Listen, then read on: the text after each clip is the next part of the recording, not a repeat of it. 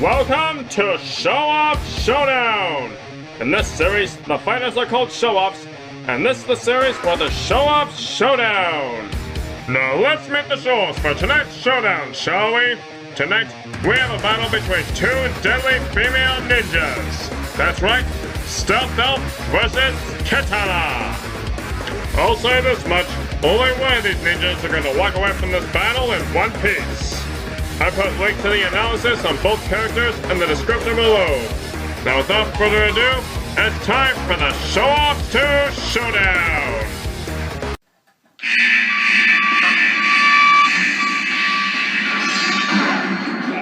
Fight!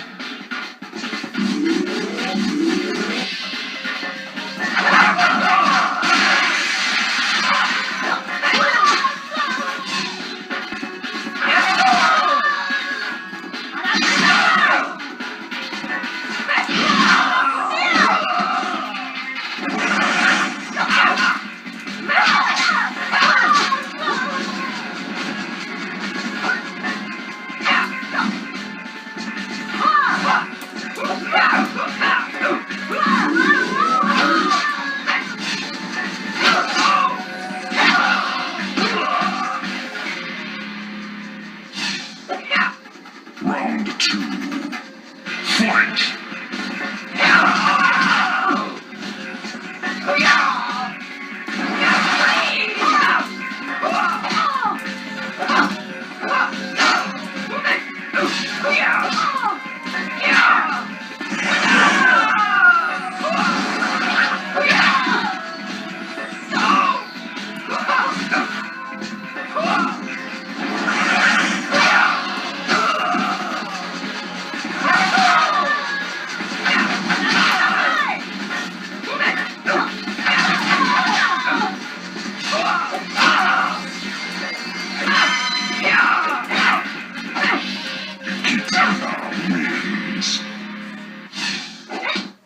Round 3.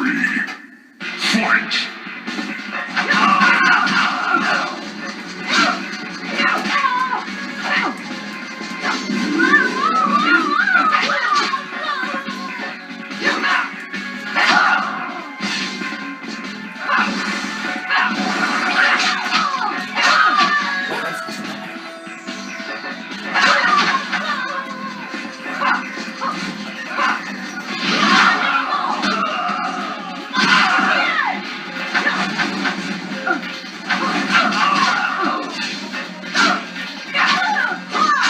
Finish her!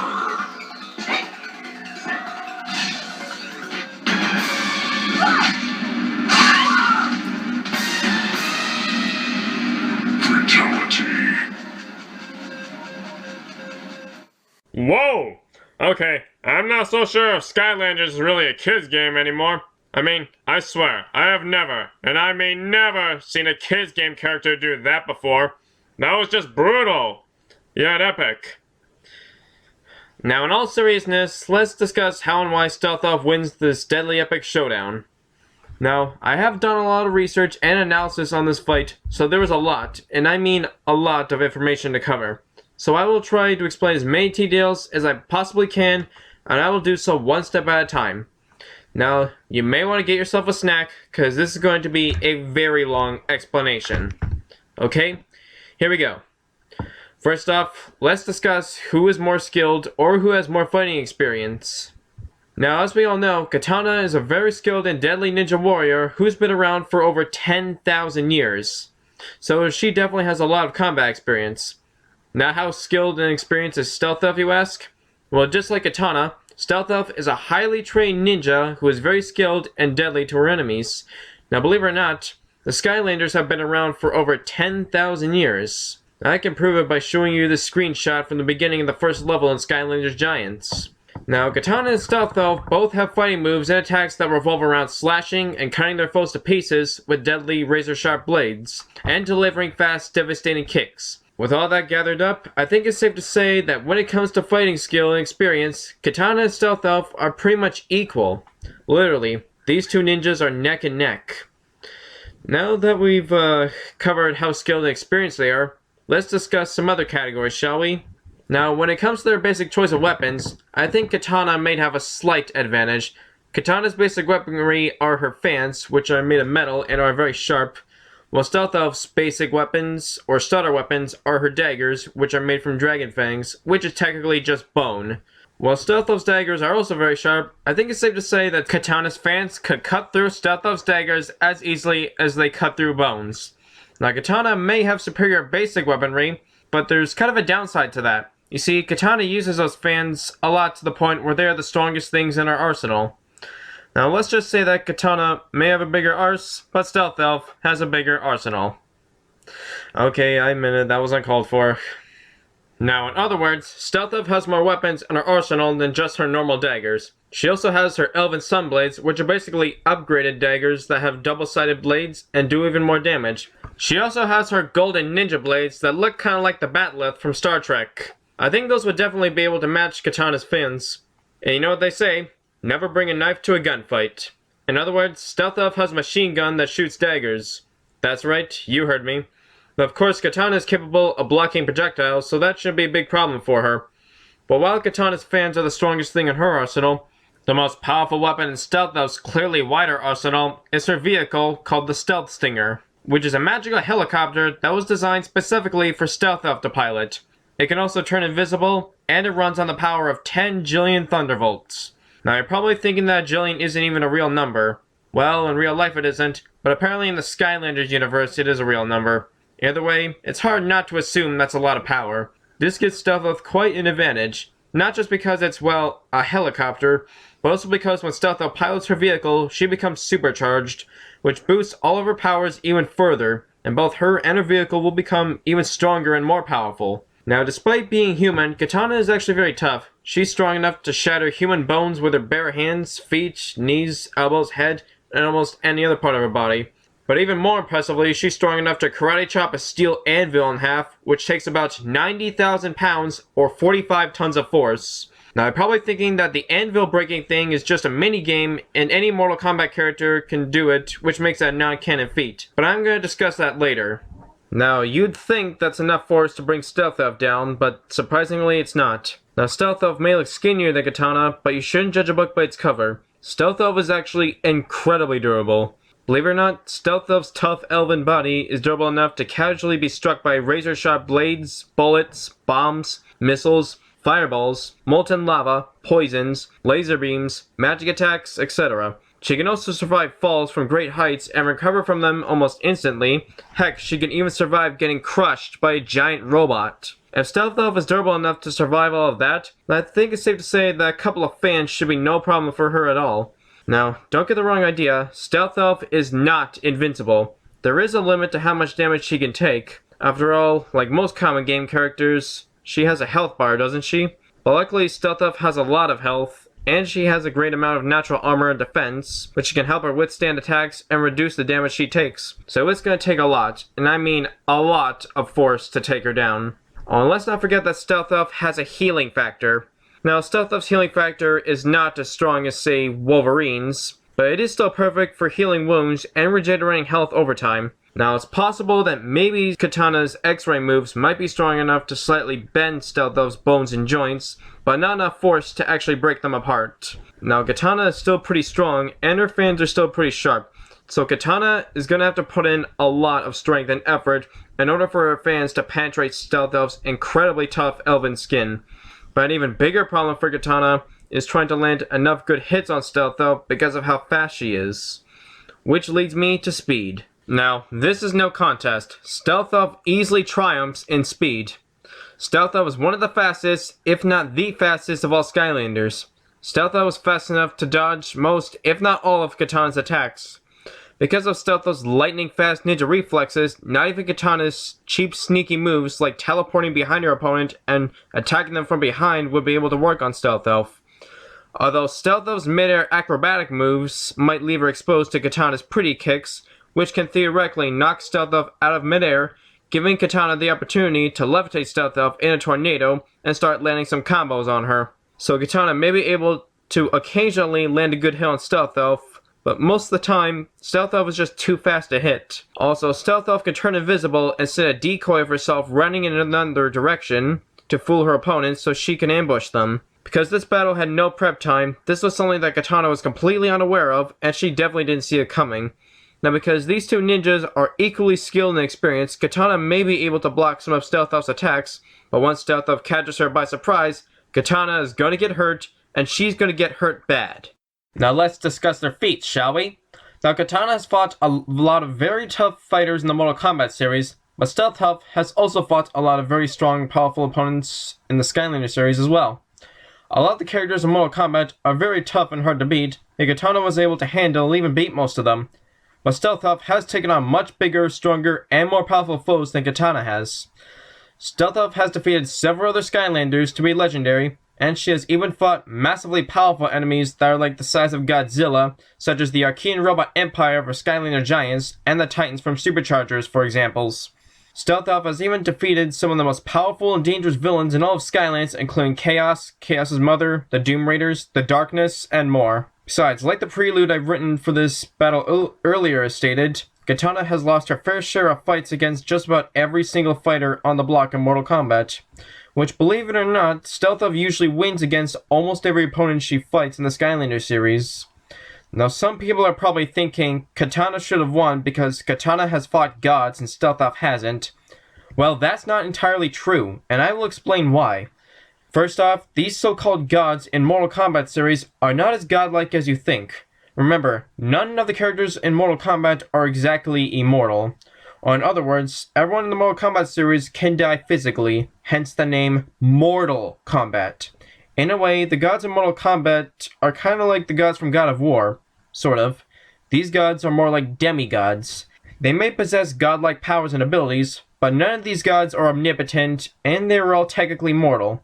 They can bleed, get injured, and even physically die by having their bodies destroyed. Now, Raiden is one of the most well-known gods in Mortal Kombat, but even Raiden is actually a lot easier to kill physically than you think. And to prove it, I will give you a link to a montage of Raiden's deaths in Mortal Kombat X right here. Feel free to watch it if you want. I highly doubt you'll watch the whole thing since it's a 21-minute video, but you get the point. Anyway, some of you are probably thinking about the time when Kitana fought and defeated Shao Kahn in Mortal Kombat 9. Well yes, that is a pretty intense feat.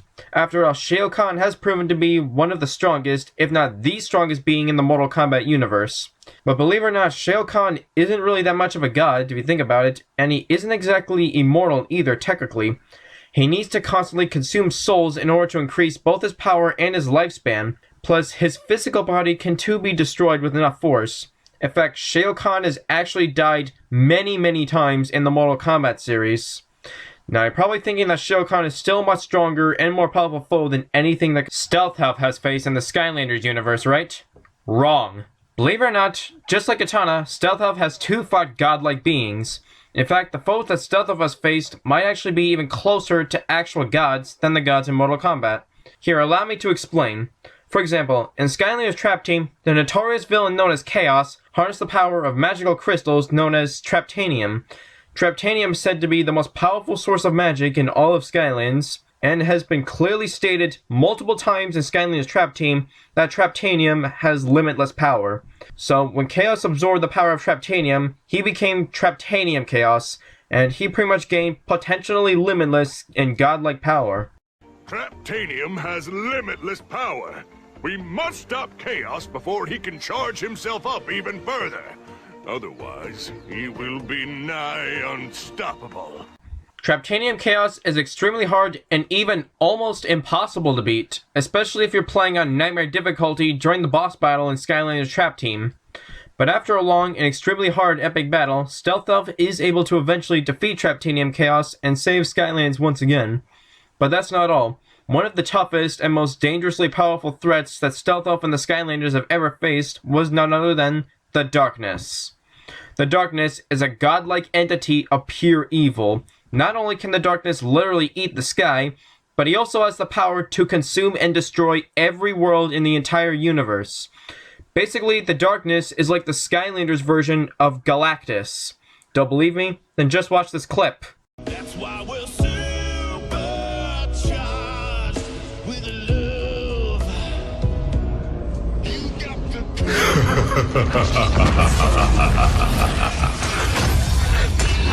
You didn't really think this was over, did you? You can't defeat me, fools! Skylanders is doomed, and the universe is mine! All shall fear and obey me! I am the darkness! Quickly, Portal Master! The darkness is free! You must find a way to destroy it before it can escape and threaten every world in the universe! Everything that you have learned on your journey has prepared you for this moment. The malevolent reign of the darkness must come to an end, or we are all lost! Your greatest battle awaits you, Portal Master!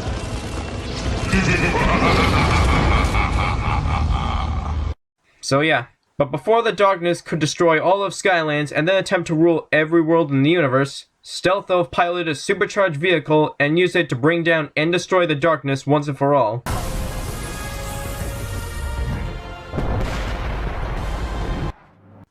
Oh, but let's not forget about the most recent and possibly most powerful form of chaos that Stealth Elf and the Skylanders have ever had to face, also known as Super Chaos.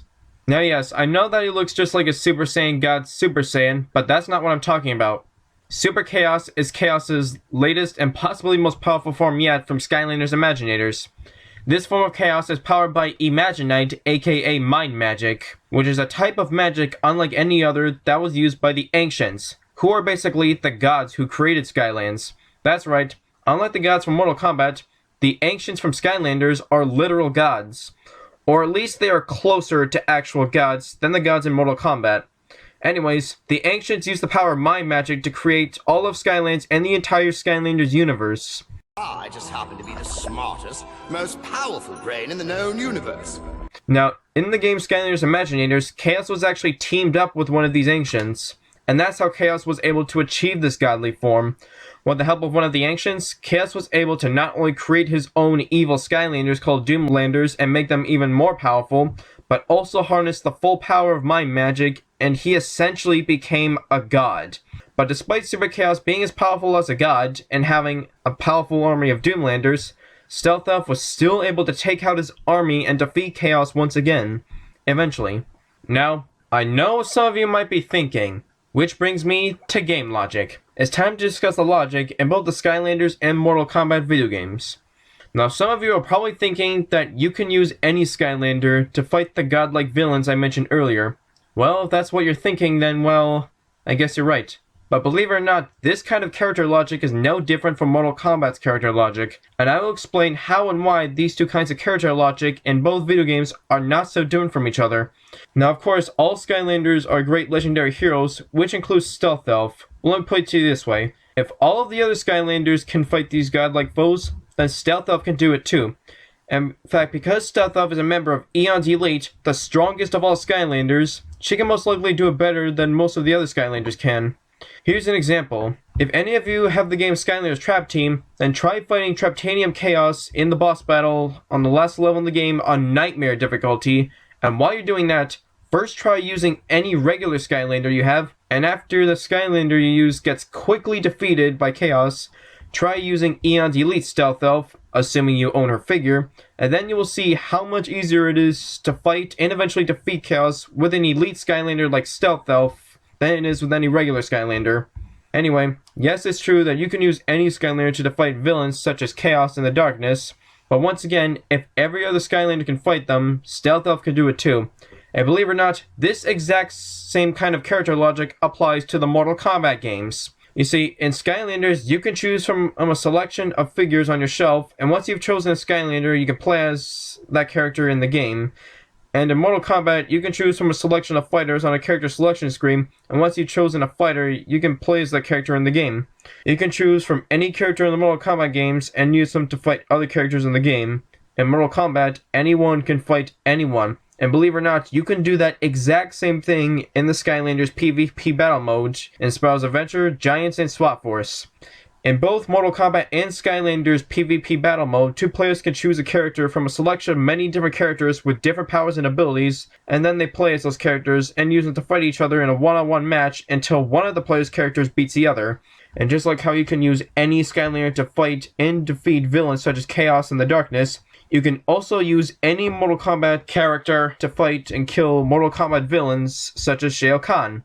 Now yes, I am aware that there was technically a bit of a plot and personal fight between Kitana and Shao Kahn in Mortal Kombat 9, but in the Mortal Kombat series itself, you can actually use any character in the Mortal Kombat series to fight and kill Shao Kahn. And to prove it, I will give you a link to another montage of fatalities, but this time with Shao Kahn being killed by every character in the Mortal Kombat series. See for yourself. Now this proves that just like how you can use any Skylander to defeat villains such as Chaos and the Darkness, you can also use any fighter in Mortal Kombat to kill Shao Kahn. So if you think about it, the Skylanders in Mortal Kombat games aren't really that different from each other. Sure, one of them is rated E and the other one's rated M, and one of them has a lot more blood, gore, and realistic violence, while the other has a lot more of a fantasy and adventure aspect to it. But when it comes to choosing from different characters and using them to fight other characters, enemies, final bosses, and other stuff like that, these two games both have the exact same kind of logic. Not to mention, like I said earlier, you can also use any character in Mortal Kombat to karate chop a steel anvil in half. So if we're applying that logic of being able to kill Shao Kahn using any character as a feat for Kitana in this matchup, then why not count the anvil break as a feat for her as well? But of course, even if we do include the anvil break feat for Kitana, it's still not enough for us to fully take down Stealth Elf, and I've already explained why. If you've forgotten why, then you can always go back if you want to. Hey, I just thought of something else. Now, I'm not sure if this counts as a factor for this battle or not, but even if it doesn't, it's still interesting to know anyway. Stealth Elf is an elf. Why am I telling you this? Because, according to mythology, elves are known to be one of the wisest of all creatures. In fact, here's a descriptive definition on elves that I found that might explain better than I could. An elf is a mythical creature of German mythology / paganism, which still survives in Northern European folklore. In Norse mythology, they were originally a race of minor gods of nature and fertility. Elves are often pictured as youthful-seeming men and women of great beauty living in forests and other natural places, underground, or in wells and springs. They have been portrayed to be long-lived or immortal, and they have magical powers attributed to them. Following the success of J.R.R. Tolkien's epic work, The Lord of the Rings, wherein a wise, angelic people named elves play a significant role. They have become staple characters of modern fantasy. Now, I don't know about you, but those qualities and characteristics stated in that definition sound a lot like Stealth Elf to me. Now, if you watch movies like The Lord of the Rings and The Hobbit, you'll know that elves are capable of doing some pretty crazy things. Plus, elves are superior to men in almost every way. Also, elves are technically immortal, and by that I mean they're timeless. They can live for centuries without aging because they have an infinite lifespan, and they never age. How do you think Stealth Elf was able to live for over 10,000 years without aging even one bit? Exactly. Now, of course, elves can live forever, but they can be killed physically. But of course, Stealth Elf is no ordinary elf, and it's going to take a lot of force to take her down. Now, Kitana may have enough strength and force to potentially hurt Stealth Elf, but sadly, she just doesn't have enough to actually kill her. Now, as I've stated before, Stealth Elf is a member of Aeon's Elite, which means she is one of the strongest and most powerful of all Skylanders. In fact, you won't believe me when I say this, but Stealth Elf is actually stronger than Spyro the Dragon. What a load of bullshit. See, I told you wouldn't believe me. Believe it or not, Stealth Elf technically is stronger than Spyro, and I can prove it. Now you're probably wondering, how strong does this make Stealth Elf? Well, first, let's take a look at Spyro's physical strength, shall we? Okay, so Spyro has the strength to sprint charge with enough force to break through 10 meters of solid granite, which is the equivalent of about 8,000 tons of force. And believe it or not, that's just the classic Spyro, who is technically the weakest incarnation of Spyro. As Spyro has evolved, he has kept getting stronger within every game he's in. His latest and strongest form, known as Aeon's Elite Spyro, is at least 3 times stronger than every previous form and incarnation of himself. Now, if we lowball Spyro's strength to an exact minimum, this means Spyro has the striking strength to charge with, at the very least, 24,000 tons of force. Heck, he could probably do even more damage than that, especially since he's now even stronger than the giants, who have the strength to lift and haul whole entire islands. So how strong does this make Stealth Elf? Well, let's take a look at their stats, shall we? As you can tell, Spyro and Stealth Elf stats are measured on a scale of 1 to 500, so after counting fractions and turning them into percentages, this is how much Stealth Elf has compared to Spyro. Stealth Elf has about 20% more strength and power than Spyro. She has 22% more armor and defense than Spyro. But she has only 2% less luck than Spyro, but that's not a major disadvantage for her at all. So as you can tell, Stealth Elf has most of the advantages over Spyro. In fact, she's actually capable of beating Spyro in a one-on-one arena battle. And to prove it, here's a link to a video of a one-on-one arena battle between Spyro and Stealth Elf in their strongest forms. Now on another note, according to their stats, Stealth Elf's speed and agility is actually equal to Spyro's, but in a way Stealth Elf might actually be faster than Spyro. Believe it or not, Stealth Elf once beat Spyro in a race. In fact, I'll even show you that footage right now to prove it. Alright, Stealth Elf, let's do this! This time, try to keep up. Don't get too confident, Spyro. I've got a new strategy this time. On your mark! Get set!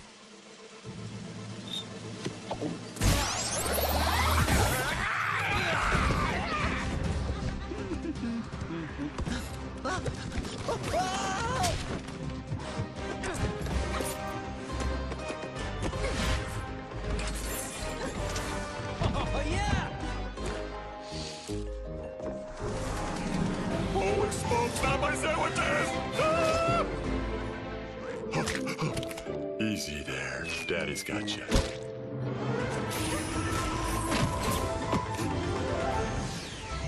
Come on, Stealth Elf! You can't win if you don't try. Who says I didn't try?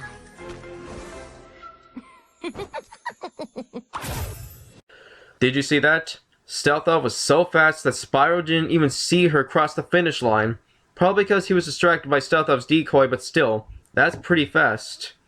Oh, and one last thing. Let's talk about animal transformation, shall we? Both ninjas have the ability to transform into animals. Kitana can shapeshift into a rabbit, and Stealth Elf can shapeshift into a tiger. Tell me, who do you think would win between a rabbit and a tiger? Exactly. This is no contest. Even if it was a killer bunny like the one from Monty Python, the tiger would still rip the bunny to shreds. Case closed. Okay, I think I've said enough already. Overall, Stealth Elf and Kitana are equally skilled and experienced, but I think it's safe to say that Stealth Elf is clearly physically superior to Kitana in every way. She has greater feats and has fought much stronger and more powerful foes than Kitana has, and she has the advantages against Kitana in almost every category, including strength, speed, agility, durability, stamina, power, arsenal, and even animal transformation. I think I've said enough. So I guess Stealth Elf just wasn't a very big fan of Kitana. The winner of this battle is Stealth Elf. By the way, if you're a Mortal Kombat fan who wants to see Kitana win, then here's a link to an alternate ending. Then hopefully, everyone will be happy.